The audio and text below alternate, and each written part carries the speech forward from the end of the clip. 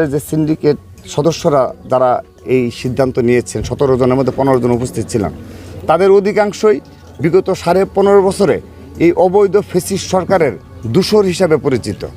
এবং এই 15.5 বছরে তারা এই অবৈধ খুনি হাসিনা দ্বারা বিভিন্নভাবে সুবিধাভোগী, এবং আপনি লক্ষ্য করে দেখবেন তারা বিভিন্ন পদেও অধিষ্ঠিত রয়েছে আওয়ামী লীগের।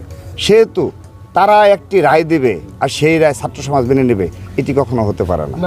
তো এই ফ্যাসিস্টদের দূষররা যদি এই ধরনের কোনো ষড়যন্ত্রে লিপ্ত হয়, আমি বিশ্বাস করি অবশ্যই সাধারণ শিক্ষার্থীরা সমুচিত জবাব দেবে।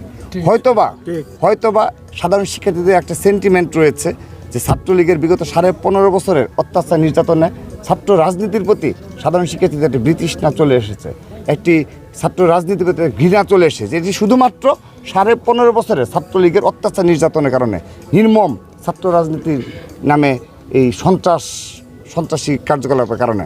কিন্তু সেজন্য তো পুরো ছাত্র সমাজ আর দায় নিতে পারে না, পুরো ছাত্র সমাজকে আপনি দায়ী করতে পারেন না। নতুন ধারার বাংলাদেশ গড়ার ক্ষেত্রে ছাত্র দলের এই যে আজকে ওয়াসিম সহ জুলাই আগস্টে কোনো ভূমিকা রাখেনি, এবং যারা জুলাই আগস্টে উপরন্তু যেন এই আন্দোলন সফল যেন না হয় এবং ফ্যাসিস্ট যেন ক্ষমতায় থাকে, সেজন্য যারা ভূমিকা রেখেছে তারা আজকে সিদ্ধান্ত দেবে, চাপিয়ে দেবে, এটি তো আমরা মানব না। সে কারণে আমরা আশা করছি ঢাকা বিশ্ববিদ্যালয় প্রশাসন শুভোদয় উদয় হবে। এবং সেই সাথে আমরা এটিও বলছি, ছাত্রদল বিশ্বাস করে গেস্ট রুম কালচার, গণরুম কালচার, তারপর হলো আপনার এই শিক্ষার্থী হল দখল, ক্যাম্পাস দখল, রুম দখল, এগুলো তো আর কখনো থাকবে না। বিশেষ করে হলের যে রাজনীতি, সেই রাজনীতি সীমিত পর্যায়ে করার পক্ষে আমরা।